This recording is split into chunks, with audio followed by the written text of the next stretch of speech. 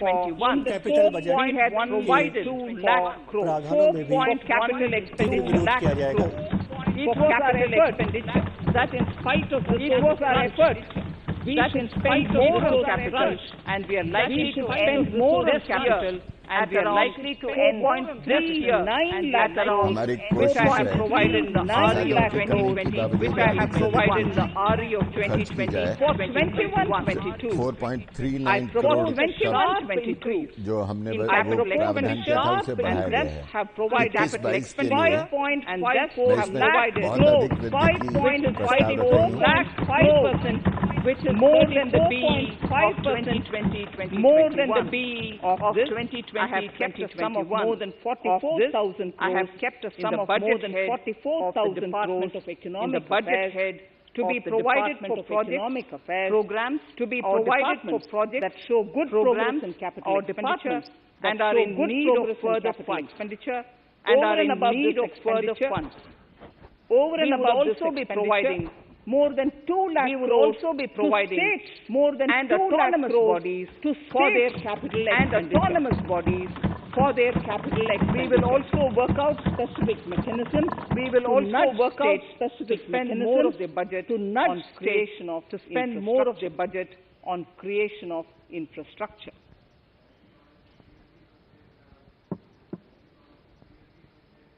Roads and highways infrastructure.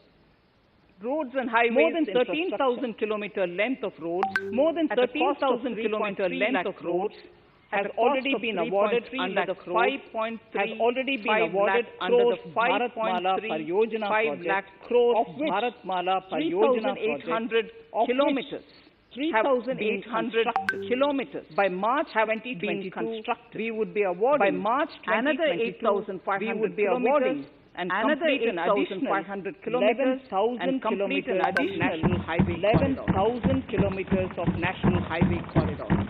To further augment road infrastructure, more economic road infrastructure are also being planned. More economic corridors are also being planned. 3,500 kilometers of national highway kilometer in the national highway works at an investment of 1.03 lakh. These include Madurai Kollam corridor. These include Madurai Kollam corridor, and construction will start next year. Second, 1,100 kilometers of 1,100 kilometers in the state of national highway at an investment in the state of Kerala 65,000 crores, including 600 kilometer section, including 600 kilometer corridor of Mumbai Kanyakumari corridor in Kerala.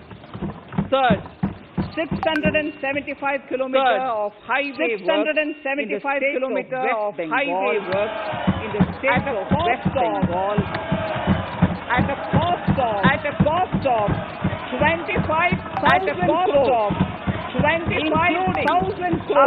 Upgradation of existing roads, Kolkata-Siliguri. National highway works of around 19,000 crores of around 19,000 crores are currently in progress in the state of Assam. Further works of more than 34,000 crores of more than 34,000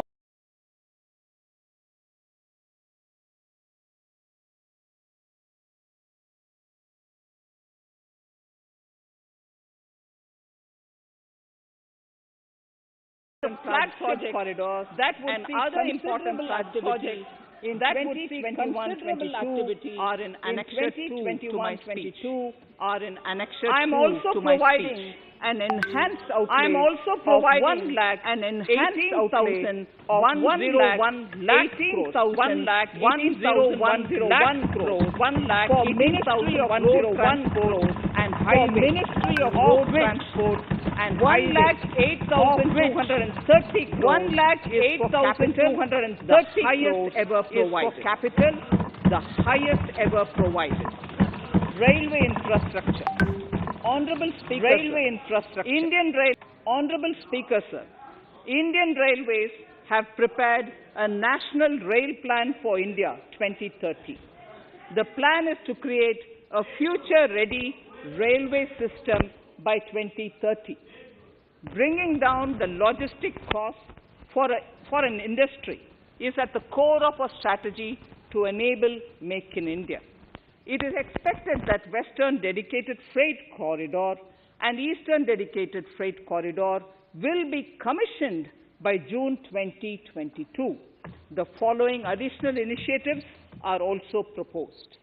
The Sonnagar-Gomo sections, 263 kilometers of Eastern Dedicated Freight Corridor, will be taken up in PPP mode in this year itself. Gomo-Dankuni section of 274.3 kilometers will be also taken up shortly in short succession. We will undertake future dedicated freight corridor projects, namely East Coast Corridor from Kharagpur to Vijayawada, East-West Corridor from Bhusaval to Kharagpur to Dankuni, and North-South Corridor from Itarsi to Vijayawada. Detailed project reports will be undertaken in the first phase. Broad gauge route kilometers, RKM as I referred to, electrified is expected to reach 46,000 kilometers, 46,000 RKM. That is 72% by end of 2021 from 41,548 RKMs on 1st October 2020. 100% electrification of broad gauge routes will be completed by December 2023. For passenger convenience and safety, the following measures are being proposed. We will introduce the aesthetically designed Vista Dome LHB coach on tourist routes to give better travel experience to passengers. The safety measures undertaken in the past few years have borne results. To further strengthen this effort, high-density network and highly utilized network routes of Indian Railways will be provided with an indigenously developed automatic train protection system that eliminates train collision due to human error. I am providing a record sum of 1,10,055 crores for railways, of which 1,07,100 crores is for capital expenditure only. Urban infrastructure. We will work towards raising the share of public transport in urban areas through expansion of metro rail networks and augmentation of city bus services. A new scheme will be launched at a cost of 18,000 crores to support augmentation of public bus transport services. The scheme will facilitate deployment of innovative PPP models to enable private sector players to finance, to acquire, to operate, and to maintain over 20,000 buses. The scheme will boost the automobile sector, provide fillip to economic growth, create employment opportunities for our youth, and enhance ease of mobility for urban residents. A total of 702 kilometers of conventional metro is operational, and another 1,016 kilometers of metro and RRTS is under construction in 27 cities. Two new technologies, that is Metro Lite and Metro Neo, will be deployed to provide metro rail systems at much lesser cost with same experience, convenience, and safety in Tier 2 cities and peripheral areas of Tier 1 cities also. Central counterpart funding will be provided to Kochi Metro Railway Phase 2 of 11.5 kilometers at a cost of 1,956 27.05 crores. Chennai Metro Railway Phase 2 of 118.9 kilometers at a cost of 63,246 crores.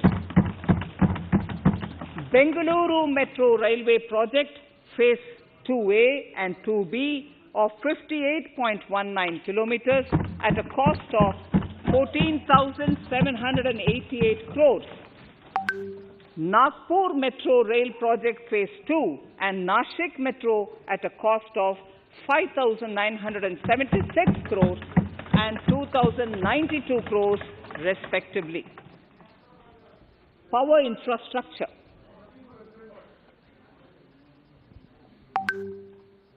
The past 6 years have seen a number of reforms and achievements in power sector. We have added 139 gigawatts of installed capacity, connected an additional 2.8 crore households, and added 1.41 lakh circuit kilometers of transmission lines. The distribution companies across the country are monopolies, either government or private. There is a need to provide choice to the consumers by promoting competition.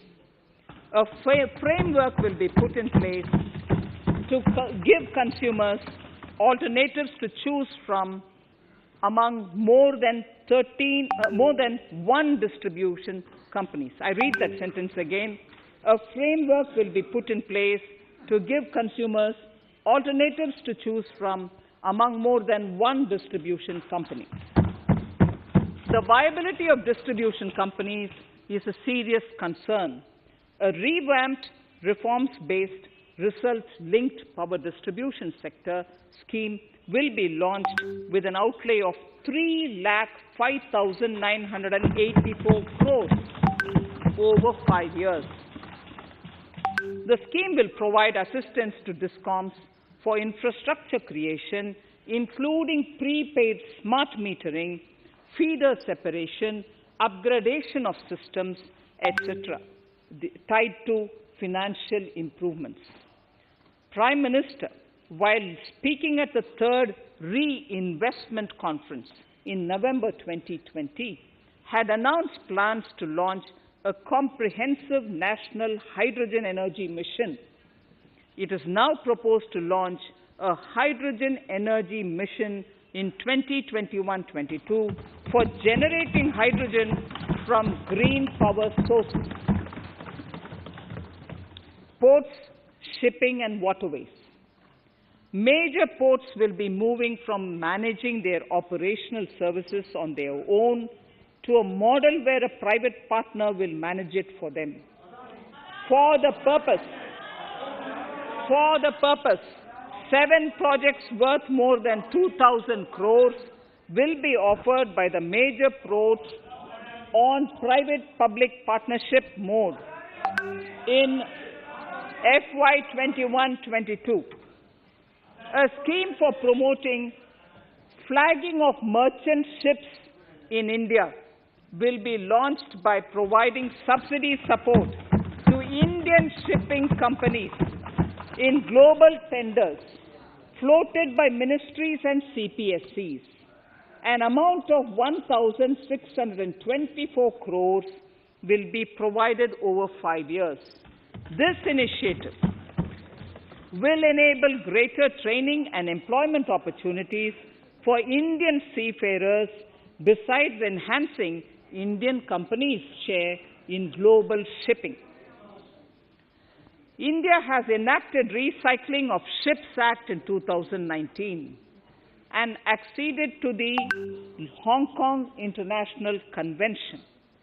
Around 90 ship recycling yards at Alang in Gujarat have already achieved HKC-compliant certificates.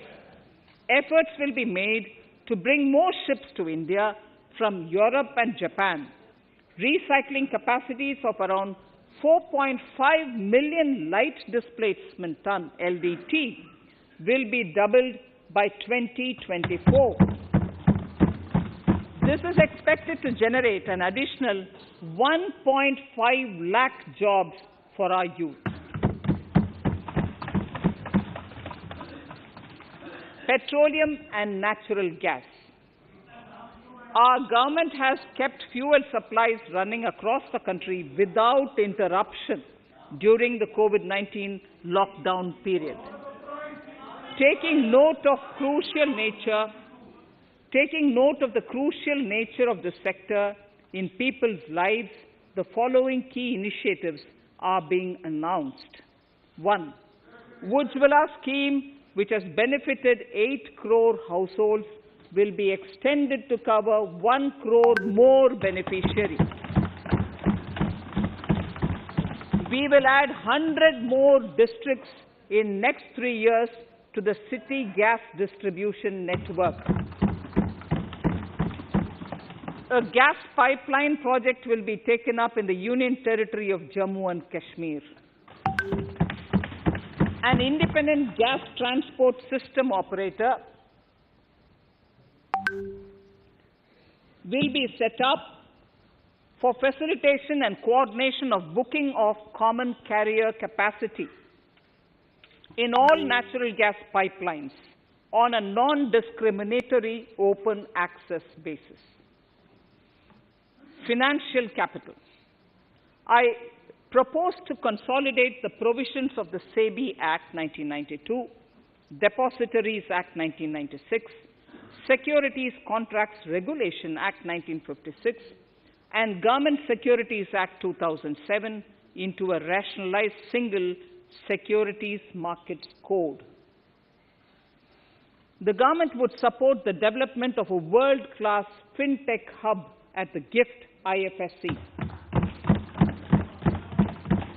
To instill confidence amongst the participants in corporate bond market during times of stress and to generally enhance secondary market liquidity, it is proposed to create a permanent institutional framework. The proposed body would purchase investment-grade debt securities both in the stressed and normal times and help in the development of the bond market. In the budget 2018-19, government had announced its intent to establish a system of regulated gold exchanges in the country.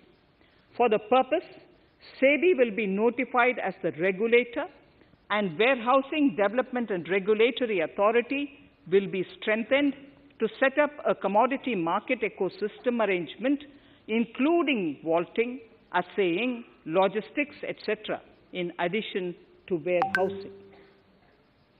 Towards investor protection, I propose to introduce an investor charter as a right of all financial investors across all financial products.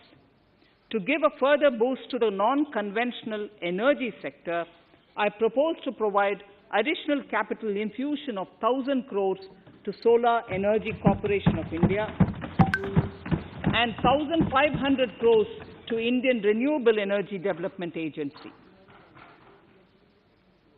I propose to amend the Insurance Act 1938 to increase the permissible FDI limit from 49% to 74% in insurance companies and allow foreign ownership and control with safeguards.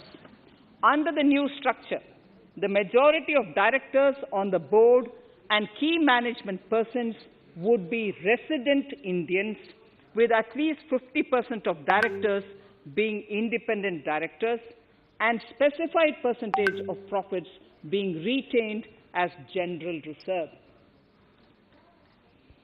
Stressed asset resolution by setting up a new structure. The high level of provisioning by public sector banks of their stressed assets calls for a measure to clean up the bank books.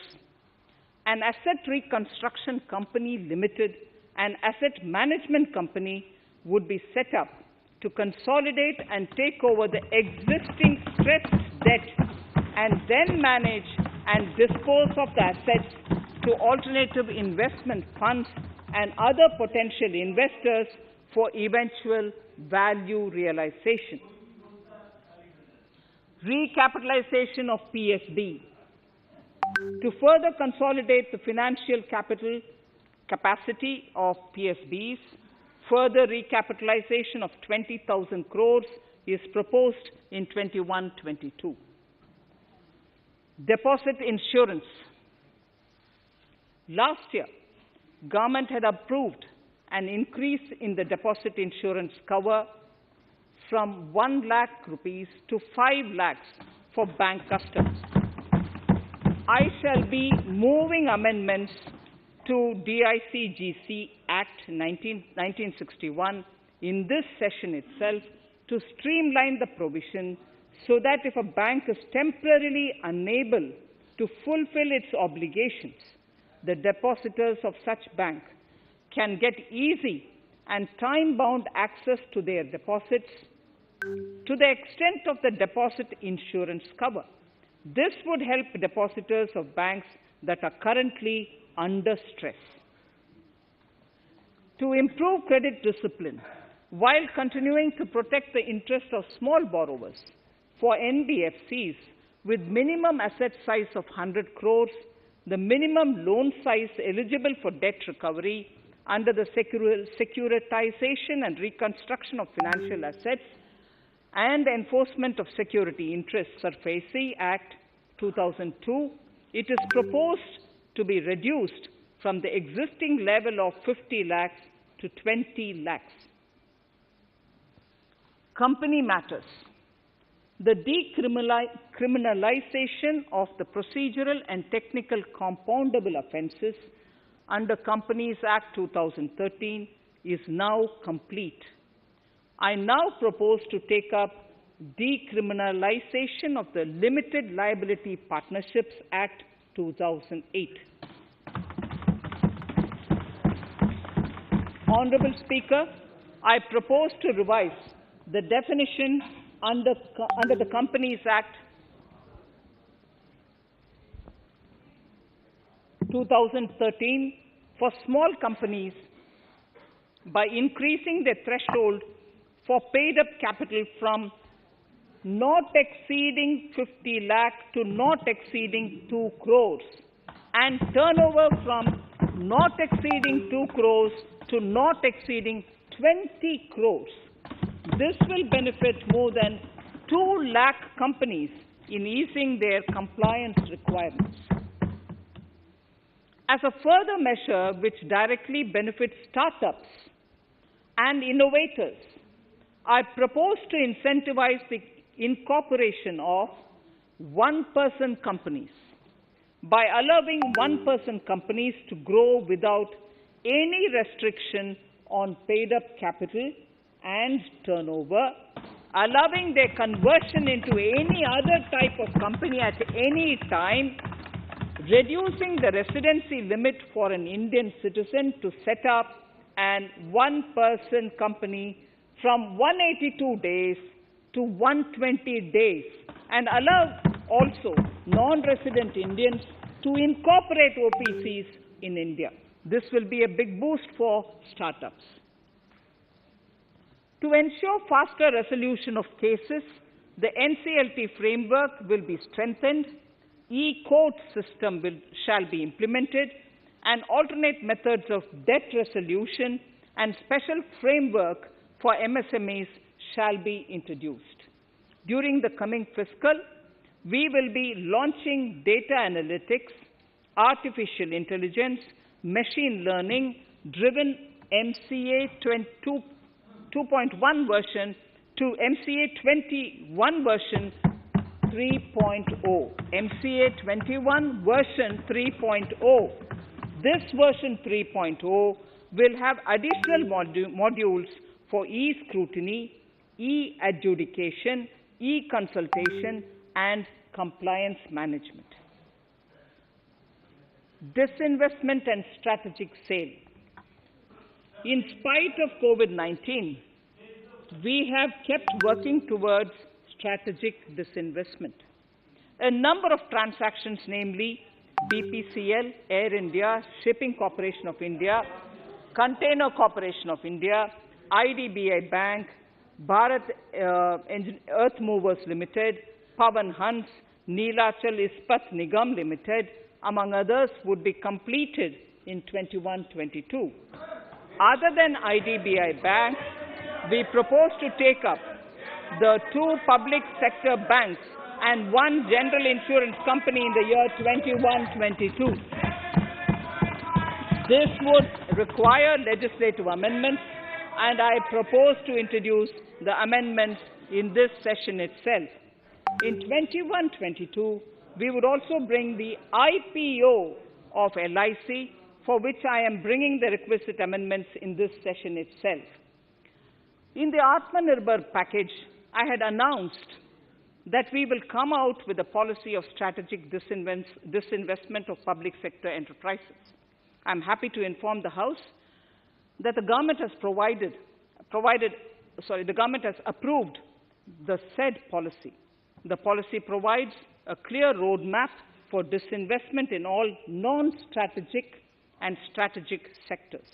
We have kept 4 areas that are strategic, where bare minimum CPSEs will be maintained and rest privatized. In the remaining sectors of all CPSEs will be privatized. The main highlights of the policy are mentioned in Annexure 3. To fast forward the disinvestment policy, I'm asking NITI to work out on the next list of centre public sector companies that would be taken up for strategic disinvestment. To similarly incentivize states to take to disinvestment of their public sector companies, we will work out an incentive package of central funds to states. Idle assets will not contribute to Atmanirbhar Bharat. The non-core assets largely consist of surplus land with government ministries and departments and public sector enterprises. Monetizing of land can either be by way of direct sale or concession, or by similar means. This requires special abilities, and for this purpose, I propose to use a special purpose vehicle in the form of a company that would carry out this activity. In order to ensure timely completion of closure of sick or loss-making CPSEs, we will introduce a revised mechanism that will ensure timely closure of such units. I have estimated 1,75,000 crores as receipts from disinvestment in BE 21-22.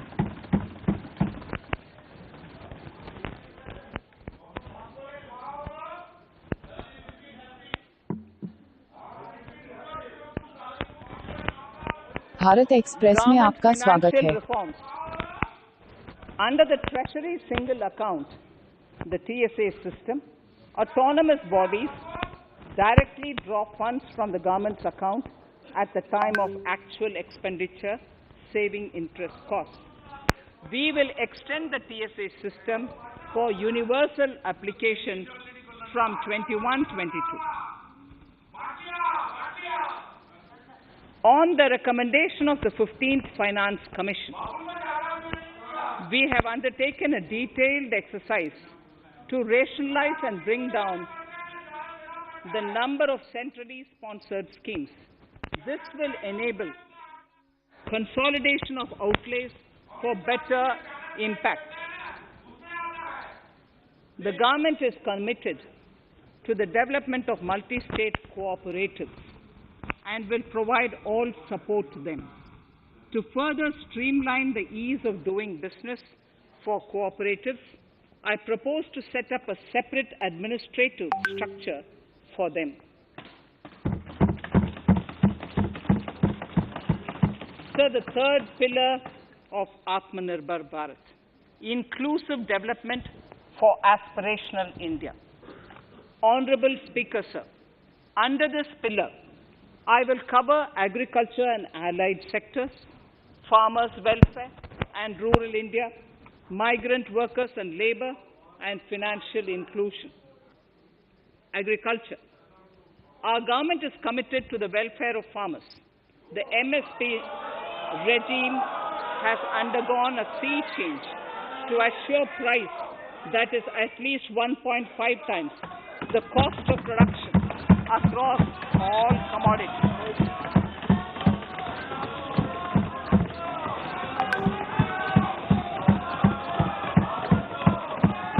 The procurement has also continued to increase at a steady pace. This has resulted in increase in payment to farmers substantially. In case of wheat, a total amount paid to farmers in 2013-14. Honorable Speaker, sir, the data that I give now is important for all honorable members to kindly hear. In case of wheat, the total amount paid to farmers in 2013-14 was 33,874 crores. In 2019-20, it was 62,802 crores. And even better, Honorable Speaker, in 2020-2021, this amount paid to farmers was 75,060 crores.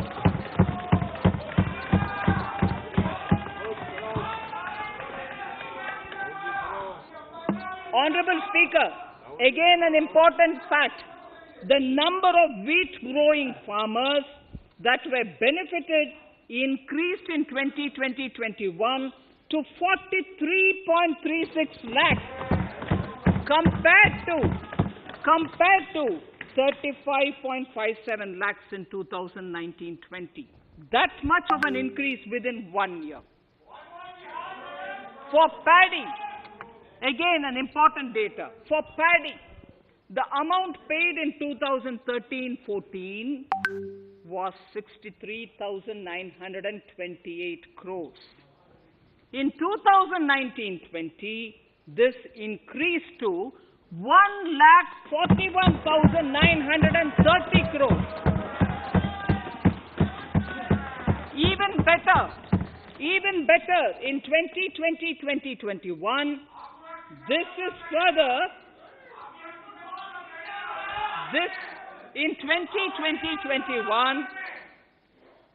in 2020-21, this is further estimated, and I'm saying this is further estimated because the procurement is ongoing, and therefore I can't give you the final figure. This is further estimated to increase to 1,72,752 crores. The number of farmers benefited increased from 1.24 crores in 2019-20 to 1.54 crores in 2020-21. In the same way, Honorable Speaker, sir, in the case of pulses, the amount paid in 2013-14 was 236 crores. In 2019-20, this was increased to 8,285 crores. Now in 2021, it is at 10,530 crores. More than 40 times increase from 2013-14. The receipts to cotton farmers have seen a stupendous increase from 90 crores in 2013-14 to 25,974 crores I'm giving you data as of 27th January 2021. This is bound to increase. From 90 crores for cotton farmers in 2013-14 to 25,974 crores in 2021. All the details in complete narration is available in Annexure 4 to my speech. Early this year, Honorable Prime Minister had launched the Swamitwa scheme. Under this, a record of rights is being given to property owners in villages. Up till now, about 1.80 lakh property owners in 1,241 villages have been provided cards. I propose during 21-22 to extend this to cover all states and union territories. To provide adequate credit to our farmers, I have enhanced the agricultural credit target to 16.5 lakh crores in this year. We will focus on ensuring increased credit flow to animal husbandry, Pashupalan, dairy, and to Matsyakar, to the fisheries. We are enhancing the allocation to the Rural Infrastructure Development Fund from 30,000 crores to 40,000 crores. The Micro Irrigation Fund, with a corpus of 5,000 crores, has been created under NABARD. I propose to double it by augmenting it by another 5,000 crores. To boost value addition in agriculture and allied products and their exports, the scope of Operation Green Scheme, that is presently applicable to only tomatoes, onions, and potatoes, will be enlarged to include 22 perishable crops. Around 1.68 lakh crore farmers, around 1.68 crore farmers are registered, and 1.14 lakh crores of rupees trade value has been carried out through e-NAMs, the National Agricultural Market. Keeping in view the transparency and the competitiveness that e-NAM has brought into the agricultural market, 1,000 more mandis will be integrated with e-NAM. Honorable Speaker, sir, with all this, the Agricultural Infrastructure Fund would be made available to the APMCs for augmenting their infrastructure facilities.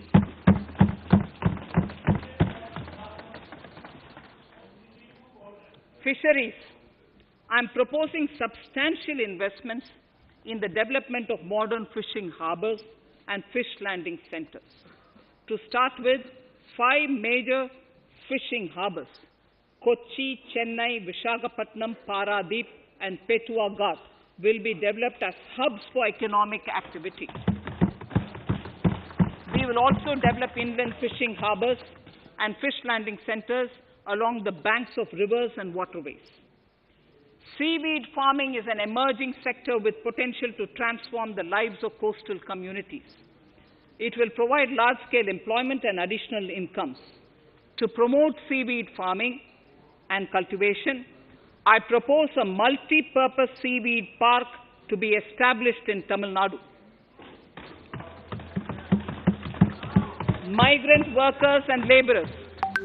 We have launched the One Nation, One Ration Card scheme, through which beneficiaries can claim their rations anywhere in the country. Migrant workers in particular benefit from the scheme. Those staying away from their families can partially claim their ration where they are stationed, while their family in their native places can claim the rest. I am happy to inform you that One Nation, One Ration Card plan is under implementation by 32 states and union territories, reaching about 69 crore beneficiaries. That's a total of 86% beneficiaries covered. The remaining 4 states and UTs will be integrated in the next few months.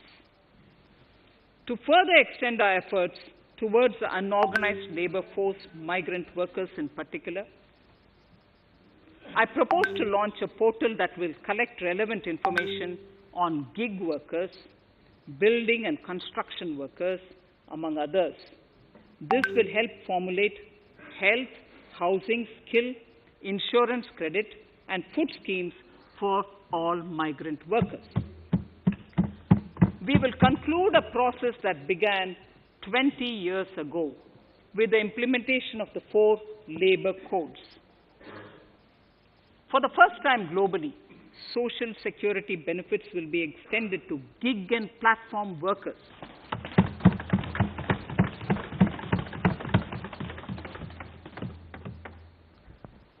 Minimum wages will apply to all categories of workers, and they will all be covered by the Employees State Insurance Corporation. Women will be allowed to work in all categories and also in the night shifts with adequate protection. At the same time, compliance burden on employers will be reduced with a single registration and licensing and online returns. Financial inclusion. To further facilitate credit flow under the scheme of Stand Up India for the scheduled castes and scheduled tribes and also women, I propose to reduce the margin money requirement from 25% to 15% only, and to also include loans for activities in allied sectors in allied activities in agriculture. We have taken a number of steps to support the MSME sector. In this budget, I have provided 15,700 crores to this sector, more than double of the last year's B. Honorable Speaker, sir, I now go to the fourth pillar, reinvigorating human capital. The National Education Policy, announced recently, has had good reception. In school education, more than 15,000 schools will be qualitatively strengthened to include all components of the National Education Policy. They shall emerge as exemplar schools in their regions, hand-holding and mentoring other schools to achieve the ideals of policy. 100 new Sainik schools will be set up in partnership with NGOs, private schools, and states. Higher education. In Budget 2019-20, I had mentioned about the setting up of a Higher Education Commission in India. We would be introducing the legislation this year to implement the same. It will be an umbrella body having 4 separate vehicles for standard setting, accreditation, regulation, and funding. Many of our cities have various institutions, universities, and colleges supported by the Government of India. Hyderabad, for example, has about 40 major institutions. In 9 such cities, we will create a formal umbrella structure so that these institutions can have better synergy while also retaining their internal autonomy. A GLUE grant will be set aside for this purpose. For accessible higher education in Ladakh, I propose to set up a central university in Leh.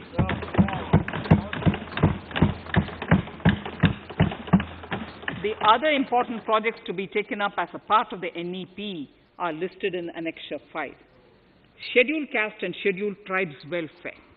We have set ourselves a target of establishing 750 Eklavya model residential schools in our tribal areas. I propose to increase the unit cost of each such school from 20 crores, which is what it is now, to 38 crores, and for hilly and difficult areas to 48 crores. This would help creating robust infrastructure facilities for our tribal students. We have revamped the post-metric scholarship scheme for the welfare of scheduled caste students. I have also enhanced the central assistance in this regard. We are allotting 35,219 crores for 6 years till 25-26 to benefit 4 crores scheduled caste students. Skilling. In 2016, we had launched the National Apprenticeship Promotion Scheme. The government proposes to amend the Apprenticeship Act with a view to further enhancing apprenticeship opportunities for our youth. We will realign the existing scheme of National Apprenticeship Training Scheme for providing post-education apprenticeship, training of graduates and diploma holders in engineering. Over 3,000 crores will be provided for this purpose. An initiative is underway, Honorable Speaker, in partnership with the United Arab Emirates to benchmark skill qualifications, assessment and certification accompanied by the deployment of certified workforce. We also have a collaborative intertraining program between India and Japan to facilitate transfer of Japanese industrial and vocational skills, techniques, and knowledge. We will take forward this initiative with many more countries also.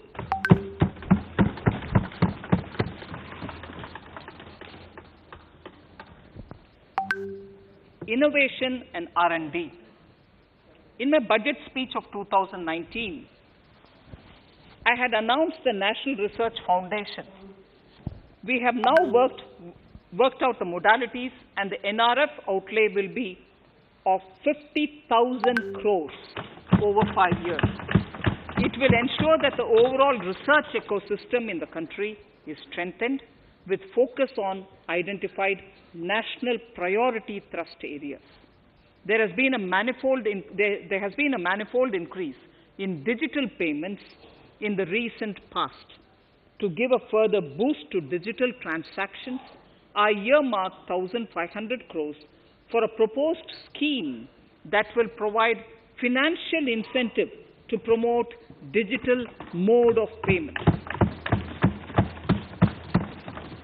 We will undertake a new initiative, National Language Translation Mission.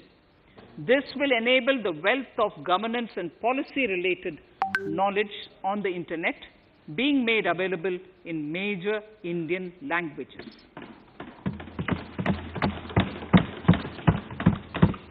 The new Space India Limited, a PSU, under the Department of Space, will execute the PSLV CS-51 launch, carrying the Amazonia satellite from Brazil, along with a few smaller Indian satellites. As part of the Gaganyaan mission activities, 4 Indian astronauts are being trained on generic spaceflight aspects in Russia. The first unmanned launch is slated for December 2021. Our oceans are a storehouse of living and non-living resources. To better understand this realm, we will launch a deep ocean mission with a budget outlay of more than 4,000 crores over 5 years. This mission will cover deep ocean survey exploration and projects for the conservation of deep sea biodiversity. I come to the 6th pillar, Honorable Speaker, minimum government, maximum governance. Honorable Speaker, sir, this is the last of the 6 pillars. This will outline plans for reforms in one of our core principles of minimum government, maximum governance.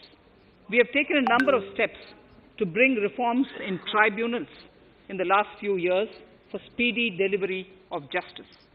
Continuing with the reforms process, I now propose to take further measures to rationalize the functioning of tribunals. We have introduced the National Commission for Allied Healthcare Professionals Bill in Parliament. National Commission for Allied Healthcare Professionals Bill in the Parliament, with a view to ensure transparent and efficient regulation of 56 allied healthcare professionals.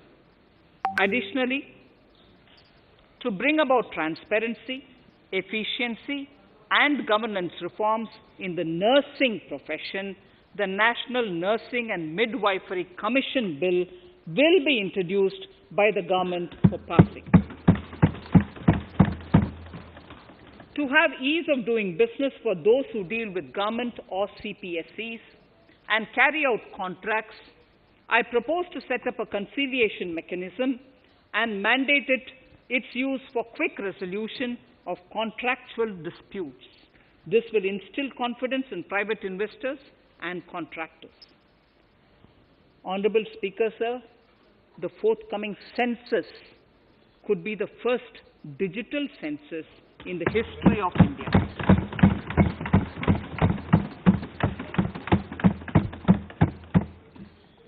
For this monumental milestone marking task, I have allocated 3,768 crores in this year, 21-22. Honorable Speaker, Goa is celebrating the Diamond Jubilee year of the state's liberation from Portuguese rule. From the Government of India's side, I propose to grant 300 crores to the Government of Goa for the celebration. I propose to provide 1,000 crores for the welfare of tea workers, especially women and children in Assam and West Bengal. A special scheme will be devised for the same.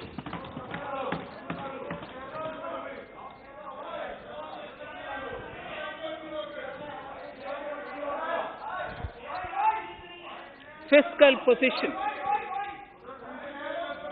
Fiscal position. In these last few paragraphs of part A of my speech, I draw the attention of this august House to the fact that at the beginning of the current financial year, the pandemic's impact on the economy resulted in a weak revenue inflow.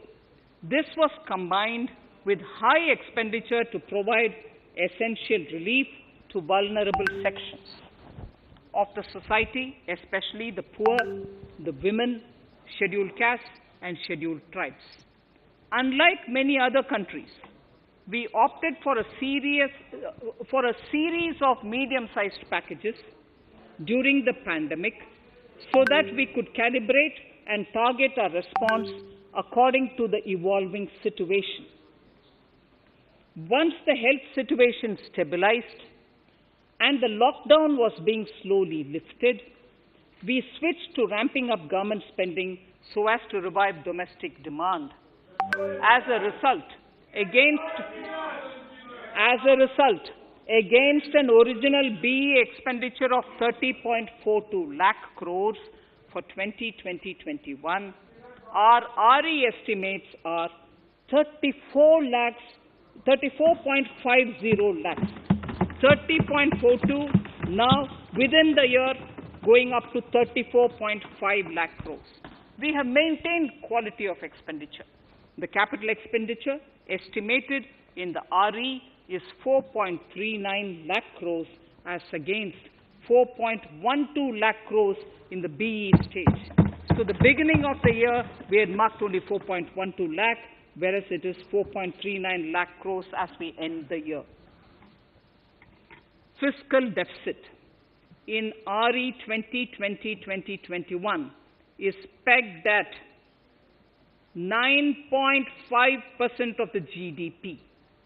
Fiscal deficit in RE 2020-2021 is pegged at 9.5% of GDP.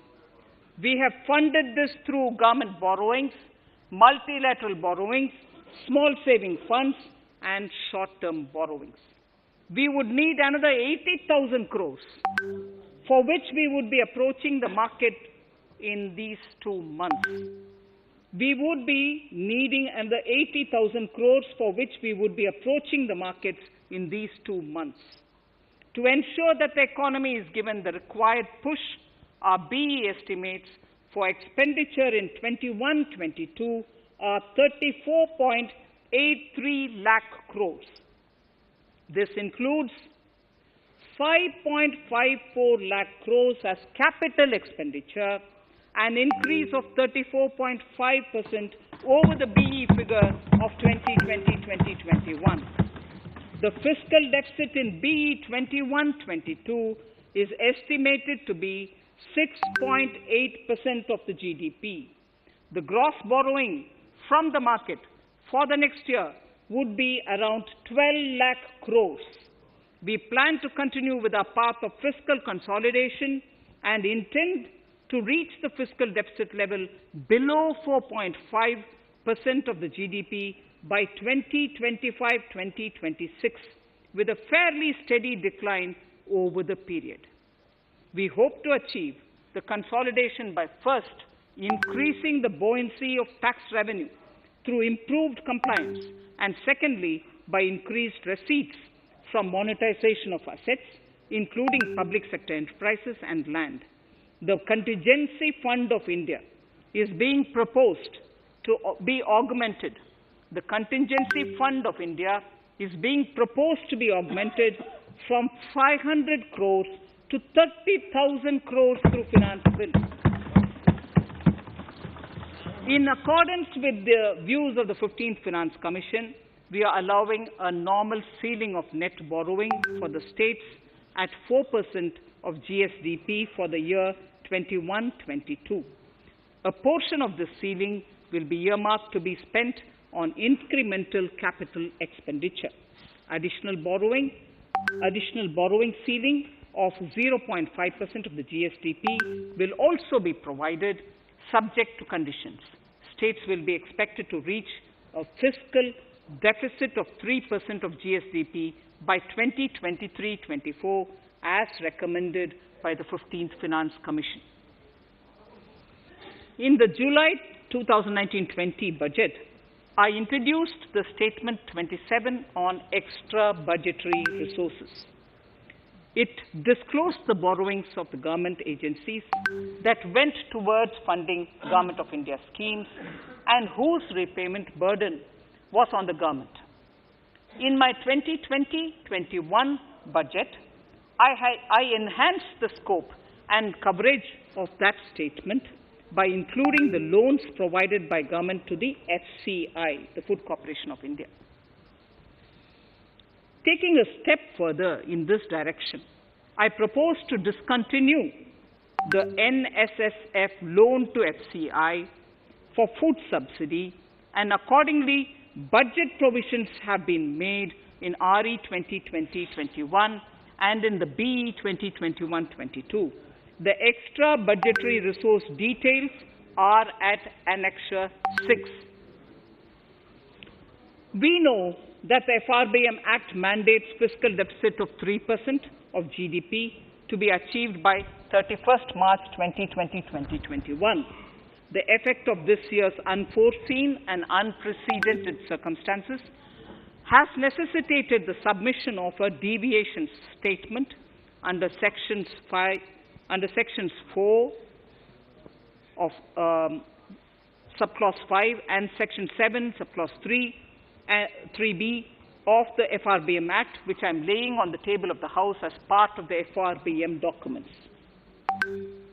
Towards achieving central government fiscal deficit along the broad path that I have already indicated, I will be introducing an amendment to the FRBM Act.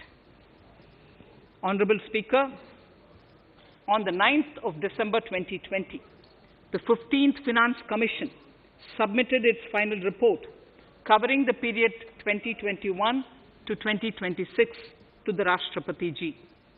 The government has laid the Commission's report along with the explanatory memorandum in the Parliament, retaining the vertical shares of the states at 41%. We recognize our commitment to fiscal federalism and propose, therefore, to adhere to this recommendation. Jammu and Kashmir in the 14th Finance Commission was entitled to get devolution being a state. Now the funds of the UTs of Jammu Kashmir and Ladakh would be provided by the centre. I have also provided on the Commission's recommendation 1,18,452 crores as revenue deficit grant to 17 states in 21-22 as against 74,340 crores to 14 states in 2020-21. Honorable Speaker, I would now move to Part B of my speech.